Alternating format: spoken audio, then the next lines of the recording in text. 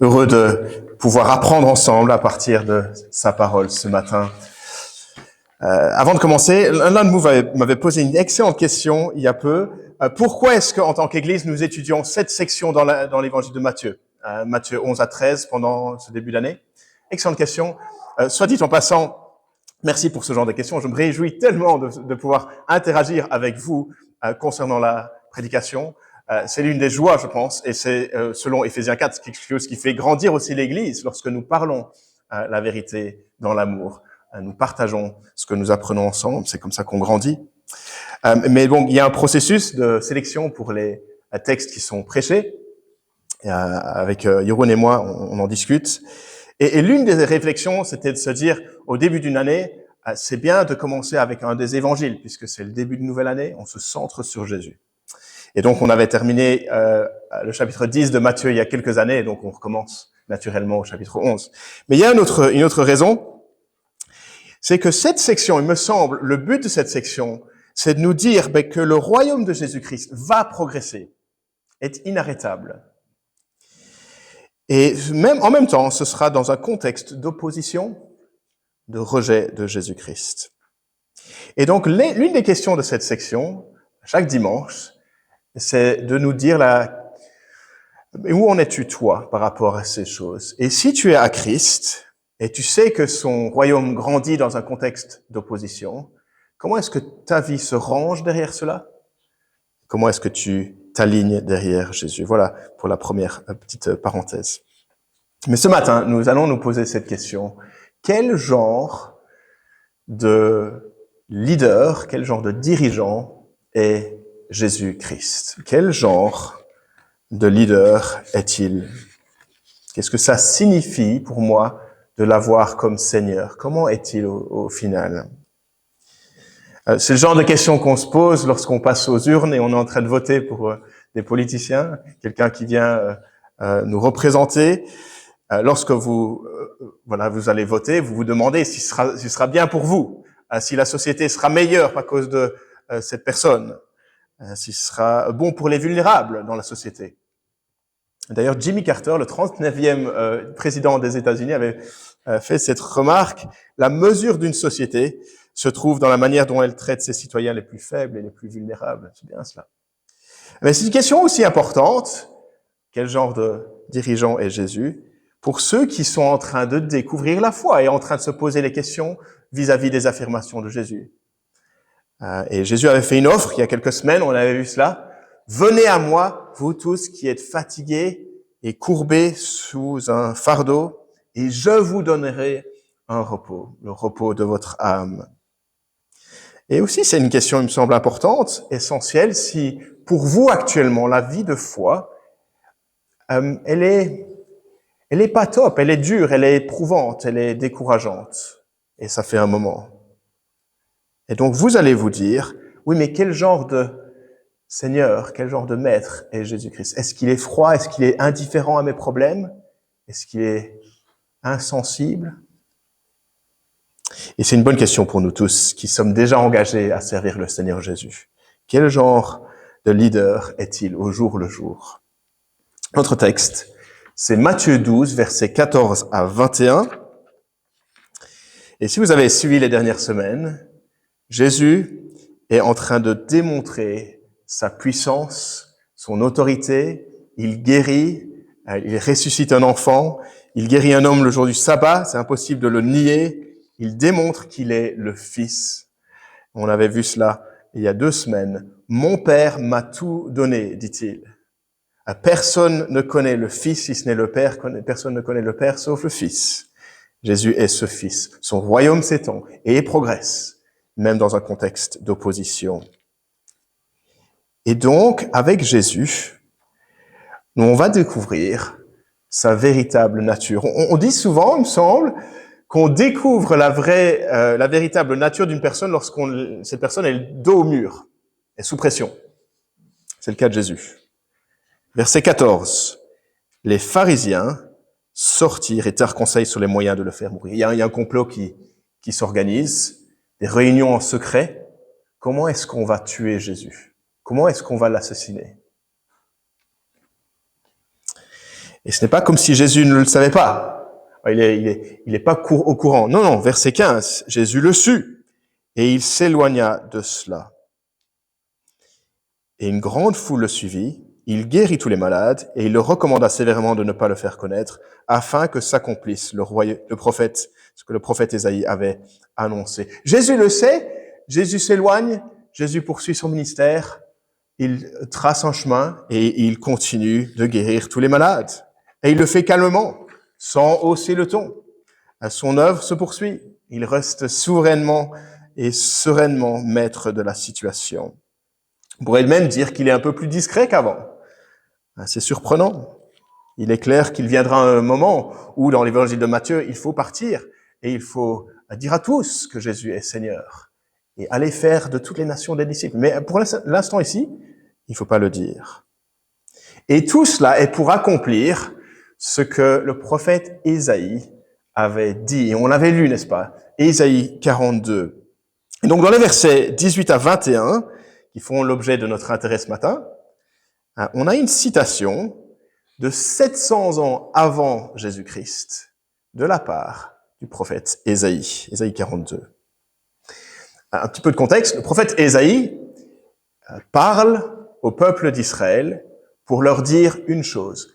Continuez encore à mettre votre foi dans l'Éternel votre Dieu. Ne l'abandonnez pas comme beaucoup le font. Oui, Ésaïe anticipe un moment où il y a un envahisseur qui va être là, présent, et emporter Israël à Babylone, parce que Israël a abandonné le Seigneur. Et ce sera pour 70 ans. Mais ce ne sera pas la fin de l'histoire, car Dieu est encore digne de confiance. Dieu fait des promesses qui vont dépasser juste leurs problèmes politiques. Et eux, ils sont tentés de mettre leur confiance dans la puissance militaire des nations avoisinantes. Ils sont tentés de mettre leur confiance dans des idoles de bois et d'or. Mais ils devraient mettre leur confiance dans les promesses sûres et certaines que Dieu leur fait. Et cette délivrance anticipée, elle concerne un avenir glorieux, et en particulier, elle concerne un serviteur, un personnage, un serviteur. Tout passera par un serviteur. Mais qui est ce serviteur? C'est Jésus-Christ, puisque c'est appliqué à lui. Et donc, Ésaïe 42 est cité ici, en Matthieu 12. C'est l'un des premiers chants du serviteur. Il y en a 4 dans Ésaïe, qui anticipe un roi serviteur. Un roi serviteur. Et il faudrait aller regarder à lui. Il ne faut pas regarder chez les voisins et la puissance militaire. Il ne faut pas regarder chez les idoles. Regardez à lui. Parce que c'est en lui qu'il faut mettre son espérance. Et donc, dans cette citation, on va retrouver 4 caractéristiques du règne de Jésus. 4 caractéristiques de sa personne. On va regarder ensemble. C'est sur la feuille. C'est lui qui est digne, verset 18. C'est le premier de ces 4 points. On va faire ça assez rapidement. Je pense que ça va couler assez bien. Verset 18. Voici mon serviteur que j'ai choisi, mon bien-aimé, qui a toute mon approbation. Je mettrai mon esprit sur lui. Le premier mot de cette phrase. Voici. Regardez. J'attire votre attention ici. C'est ici que ça se passe. Voici le serviteur. Regardez, considérez, écoutez. Prêtez votre attention et c'est ici que ça se passe. Voici mon serviteur que j'ai choisi. Le serviteur choisi par Dieu lui-même. Le serviteur qui est aimé par Dieu, le Père, parfaitement. Et vous savez sans doute que durant la vie de Jésus, la voix de Dieu retentit du ciel, un peu comme si Dieu déchire le ciel et parle au baptême de Jésus, une fois, Matthieu 3, et puis à la transfiguration de Jésus, Matthieu 17. Et toutes ces 2 fois-là, il y a la même phrase. Celui-ci est mon bien-aimé, fils bien-aimé, qui a toute mon approbation. Phrase qui revient d'Ésaïe 42. Pour dire, oui, Jésus est le roi légitime. C'est vers lui que vous devez regarder. Il ne faut pas avoir de doute là-dessus. C'est ici que ça se passe. C'est Jésus le serviteur. C'est lui le Fils de l'homme, à qui Dieu a donné toute domination, toute autorité, que toutes les nations le servent pour toute l'éternité. Y avait-il vraiment quelqu'un qui puisse être approuvé par Dieu oui, ce serviteur, il est pleinement approuvé, qui n'a jamais péché. Il a l'Esprit de Dieu en lui. Jésus est parfaitement digne. Il n'y a aucun débat là-dessus. Il l'a prouvé, Dieu le Père l'a dit, et c'est une bonne nouvelle, les amis.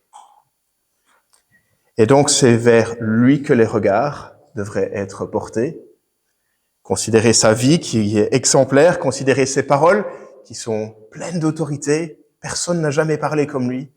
Considérer son attitude douce et humble, considérer sa mort comme étant notre salut, sa résurrection comme puissance pour nous.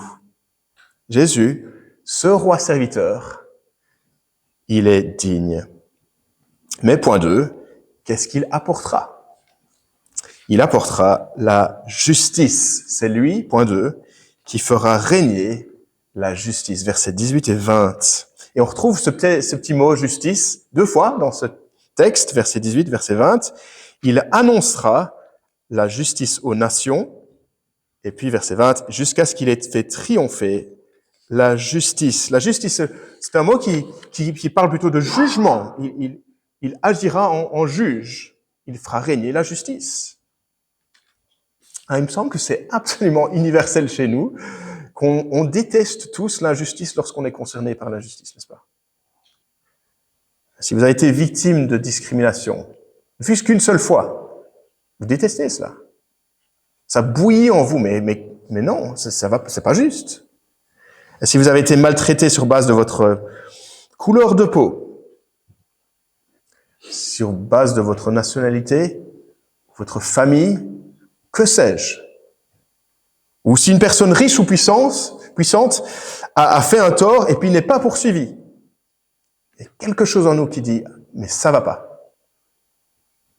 Et même de manière un peu moins grave dans le sport, lorsque l'arbitre siffle tout pour donner à l'autre équipe, vous êtes en train de dire, non, c'est pas possible. Jésus fera triompher la justice. Il instaurera dans la nouvelle création parfaite justice. C'est bon ça, c'est une bonne nouvelle, on en a besoin. Il n'y a en Jésus aucun favoritisme, aucune injustice, aucune acceptation de pot de vin sur le côté, aucune corruption en Jésus-Christ. Pas une règle pour certains et puis une autre règle pour d'autres avec Jésus-Christ. Parfaitement équitable, parfaitement juste. Et justement, s'il est juste et il instaure sa justice, pourquoi est-ce qu'il laisse les gens le rejeter? Puisque c'est le cas à l'époque. Les gens le rejettent. Pourquoi, lorsqu'il se trouve devant cette génération qui est tellement privilégiée d'avoir le Messie marcher dans les rues de leur ville, Jésus ne déploie pas sa justice directement? Ah, mais c'est parce qu'on a le point 3. La réponse est dans la suite, et on comprend l'attitude de Jésus avec plusieurs expressions pas négatives. Il n'est pas. Voici donc le point suivant. Quel genre de leader est-il?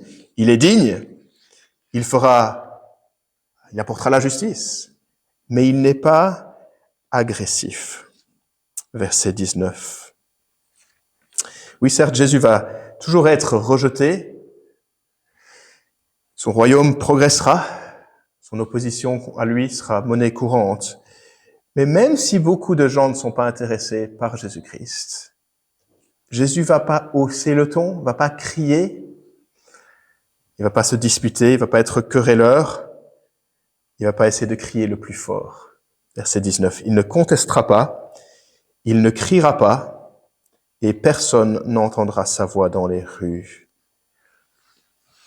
Vous le savez comme moi, si vous avez eu un patron qui crie, ou un professeur qui se lâche, il crie et c'est presque toujours le cas qu'il a perdu le contrôle de la classe. Ou on a perdu le respect pour lui, n'est-ce pas? Ou le parent qui crie, qui a perdu un peu le contrôle aussi. Ça arrive. Mais c'est une bonne nouvelle. Jésus ne perd jamais le contrôle. Jésus apportera la justice, il est le juge au final. Mais Jésus ne sera pas tyrannique. Jésus ne sera pas agressif ou manipulateur. C'est tellement important de comprendre Jésus comme cela. C'est tellement important parce que ça nous donne aussi une bonne compréhension de ce que nous faisons aussi en tant que ses disciples. Il est digne. Il est celui qui apportera la justice. Et il est le roi serviteur. Son règne est annoncé sereinement. Et il appelle les gens à venir à lui. Venez à moi, vous tous qui êtes fatigués, et je vous donnerai le repos. Combien est-ce différent des dirigeants de l'histoire de l'homme? Les bons dirigeants qui vivent de manière exemplaire au service de la population, qui maintiennent la justice et la vérité, c'est rare. Des dirigeants égoïstes, on en trouve à l'appel. Jésus n'est pas comme ça. Il n'est pas tyran, c'est pas une brute, il n'est pas violent, il n'est pas autoritaire, il ne crie pas, il ne frappe pas. Il n'a pas besoin d'éliminer ses rivaux comme s'il se sentait menacé. Jésus n'est pas comme cela. Regardez à Jésus-Christ. Regardez-le. Avec qui passait-il son temps? Avec les prostituées, avec les collecteurs d'impôts.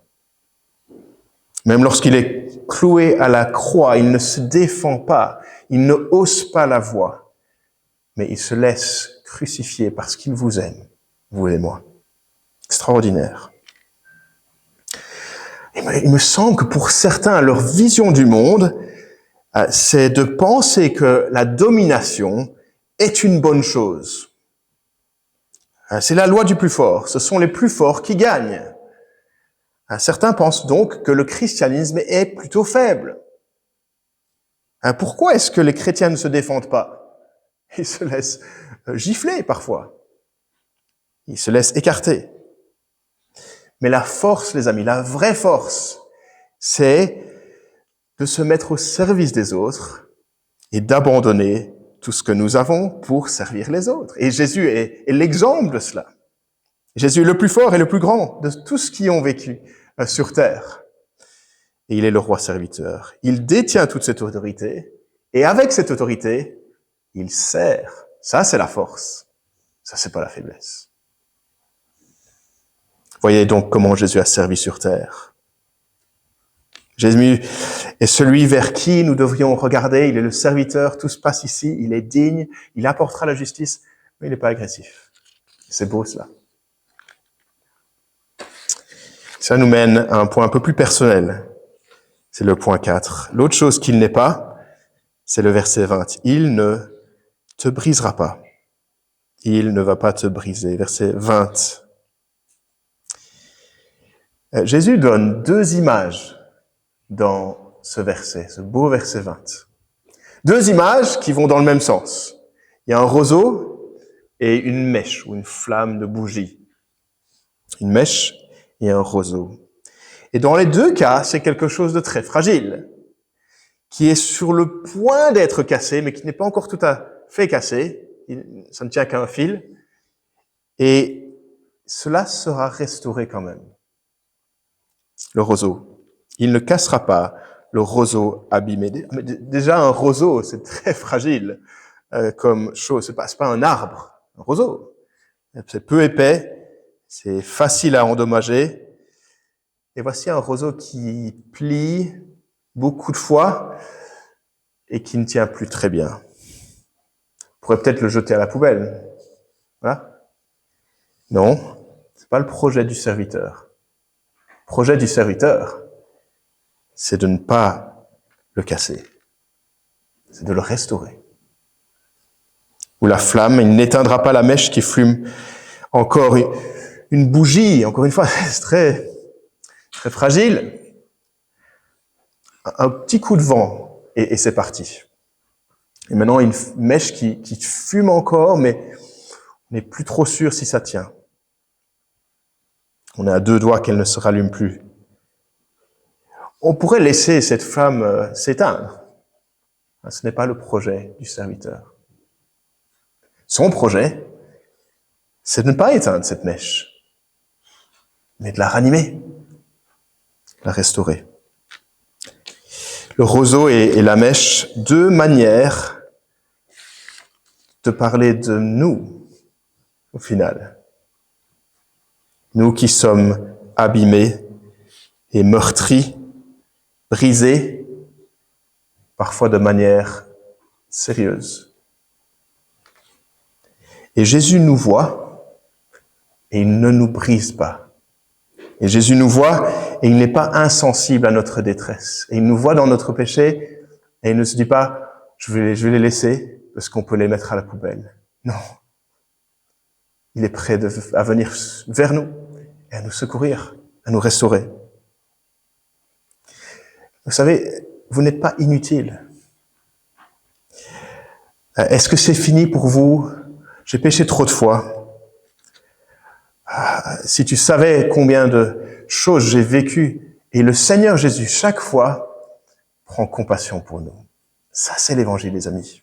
Jésus nous regarde avec compassion et a pour projet de te restaurer, de ranimer la flamme, quelle que soit ta dernière semaine, quel que soit ton historique des derniers mois. Voici le serviteur, Jésus le Fils, celui qui connaît le Père, qui est digne, qui apportera la justice, qui n'est pas agressif, qui ne va pas te briser. Et ce n'est pas surprenant qu'on termine avec le verset 21, qui est « Alors toutes les nations vont pouvoir espérer en lui. » Mais oui, les nations espéreront en son nom. Les Belges, les Brésiliens aussi, les Français aussi, les gens qui sont jeunes, les personnes plus âgées, les personnes qui sont très très lointaines et les personnes qui sont plus proches. Oh, si vous pensez que vous êtes en dehors des projets de Jésus, et c'est facile d'y arriver là, si vous croyez que Jésus n'a pas de temps à vous consacrer, qu'il en a assez de vous, que vous avez commis trop de fautes, trop d'erreurs, regardez ce passage. Il ne brisera pas le roseau abîmé. Jésus n'est pas comme cela. Il ne te brisera pas. Mets ta confiance en lui. Sois ressourcé par qui il est vraiment. Vous ne trouvez personne d'autre comme lui. Personne d'autre. Peut-être avez-vous fait cette expérience de lui. Vous avez rencontré Jésus-Christ comme cela dans les Écritures, dans votre expérience. Et vous commencez à voir l'impact que ça change dans votre vie de connaître ce Seigneur, ce Sauveur, si tendre, si doux. Connaissez-vous la joie d'être l'objet de cet amour de Jésus-Christ, qui, lorsque vous venez à lui, vous lui dites « Prends ma vie, que ta volonté soit faite, mon Seigneur et mon Dieu. » Et donc, on arrive à la conclusion, à l'application. L'application, ça coule de source. Vers qui devrions-nous regarder? Voici mon serviteur. C'est vers lui que nous regardons. C'est vers Jésus que nous devrions mettre notre espoir de miser tout sur lui. Oui, c'est lui que nous regardons, même quand il y a des problèmes, surtout quand il y a des problèmes. Problèmes de criminalité, on en a vu cette semaine dans les news, le réchauffement climatique, une pandémie, la méchanceté, des accidents, la guerre, toutes sortes de problèmes. Ou regarder au final, on pourrait regarder aux politiques, on pourrait regarder à un effort humanitaire entre nous, et ça a sa place. On pourrait regarder à nous-mêmes pour être la meilleure version de nous-mêmes. Et Dieu dit, ce matin, tournez votre regard vers le serviteur. C'est vers lui que nous devrions regarder. C'est lui qui est qualifié pour nous secourir, pleinement qualifié. Il est digne, il nous apportera la justice, il n'est pas agressif, il ne va pas te briser. Je me demande si certains ce matin se sentent vraiment conscients de leur fragilité, abîmés, peu puissants. Et peut-être qu'il est de temps à autre possible d'entendre ce discours de certaines églises sur nos réseaux sociaux qui disent exactement l'inverse. Si tu es croyant, tu dois être comme un arbre plutôt qu'un roseau. Tu dois être enflammé pour le Seigneur plutôt qu'une petite mèche. Mais votre expérience, c'est exactement d'être comme cela, conscient d'être brisé, d'être abîmé. Dieu, de ce côté-ci du retour de Christ, nous appelle, nous rappelle souvent notre faiblesse. Pas pour nous accabler plus que cela, mais pour que nous puissions continuer à marcher en comptant sur Dieu plutôt que sur nos propres forces. Et donc, si ce matin, tu te sens comme ce roseau et cette mèche vacillante, nous pouvons continuer à regarder à Jésus-Christ, celui qui est digne, celui qui est notre serviteur, celui qui nous sauve. La douceur de Jésus-Christ, sa mission de sauver les pécheurs et de nous restaurer. Et je voulais peut-être prendre cet instant pour interagir avec une doctrine véhiculée par l'Église catholique officielle qui dit de temps à autre qu'il faut prier via Marie. Je veux être sensible sur cela et mon but n'est pas de frapper les gens, mais d'être doux et d'être clair. Souvent, la logique pour prier à Marie, ce serait que Dieu est tellement loin. J'arrive pas à le voir, il est transcendant. Et Jésus, avec sa divinité, il est loin aussi. Mais la maman de quelqu'un, elle va pas refuser. Jésus va rien lui refuser. Et donc, Marie, elle est peut-être plus accessible. Deux choses. Déjà, bibliquement, c'est difficile de tenir cette position. Il n'y a aucune médiation en Marie. Il dit très très clairement, il y a un seul Dieu et un seul médiateur entre Dieu et les hommes, Jésus-Christ. 1 Timothée 2,5. Ce n'est pas seulement que Marie n'est pas qualifiée, mais avec ce qu'on a vu ce matin, c'est que Jésus est qualifié. Pourquoi aller ailleurs? Avec ce qu'on a vu, cette idée de passer par Marie donne l'impression que Jésus est distant, ou insensible, ou indifférent, ou trop dur. Mais ce n'est pas ce qu'on a vu ce matin. On a vu ce matin que c'est le Fils, celui qui apporte la justice, celui qui est proche, celui qui est accessible, celui qui est disponible pour nous, à tout moment de la journée. Il a le temps pour toi. Il est proche. Il ne se lasse pas d'intercéder auprès du Père pour toi. Il prend plaisir à ranimer la flamme. Il prend plaisir à te secourir. Toi qui as le cœur brisé. C'est pas tant que Marie n'est pas qualifiée pour intercéder, mais c'est que Jésus est qualifié pleinement. Et ça a mal compris ce que Jésus est qualifié. Aucune nécessité de prier via Marie. C'est aucune prière à Marie qui n'atteindra sa cible. Même si on peut le ressentir, mais on ne vit pas selon nos sentiments, mais selon la parole de Dieu au final. Et puis une autre application pour nous, bien sûr, si Jésus-Christ est le Fils, le serviteur, et il est logique que le peuple du roi serviteur ressemble au roi serviteur aussi, soit caractérisé par cette même compassion et cette même douceur de ne pas briser. Est-ce que ça caractérise votre vie de disciple? Est-ce que nous nous soucions des autres, peut-être au travail, avec une grande compassion, avec douceur? Ou est-ce que vous pensez plutôt intérieurement, moi je m'en fiche, parce que de toute façon il se moque de moi et de ma foi? Et dans l'Église, est-ce que nous sommes caractérisés par une compassion douce les uns envers les autres, ou bien on prend aucun effort pour apprendre à se soutenir les uns les autres, parce qu'ils sont trop loin de moi et trop différents? Je pense que Jésus nous encouragerait à le refléter, n'est-ce pas? Regardez à Jésus. 4 caractéristiques de son règne. Il est digne, il apportera la justice, pas agressif, pas celui qui brise. Et donc, si c'est le cas, et je termine avec cela, si son royaume progresse, comment est-ce que ma vie est-elle alignée derrière cela? Comment est-ce que je me mets à disposition du Seigneur pour le servir dans toutes les différentes variétés et les domaines que Dieu me permet de vivre? Comment est-ce que moi, avec ma vie, je me mets au service de ce roi serviteur?